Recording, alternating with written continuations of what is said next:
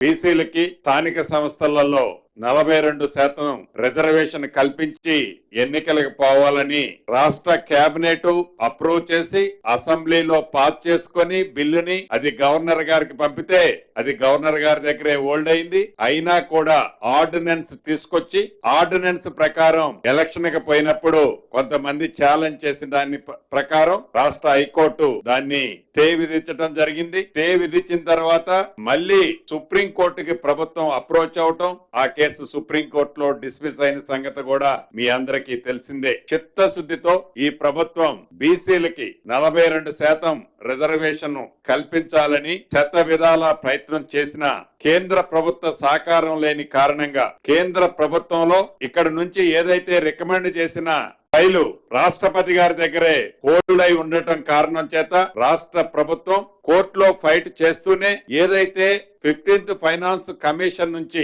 రాష్ట్రానికి రావాల్సిన local bodies కి రావాల్సిన సుమారు 3,000 కోట్లు ఈ మార్చితో అవి ల్యాప్స్ అయిపోయే పొజిషన్ ఉంది. దాన్ని దృష్టిలో పెట్టుకొని పార్టీ పరంగా బీసీ సోదరులకి 42% రిజర్వేషన్ లో సీట్లు అలాట్ చేస్తూ మొదట గ్రామ పంచాయతీ ఎన్నికలు నిర్వహించాలని ఈ రోజు కేబినెట్ నిర్ణయించడం జరిగింది.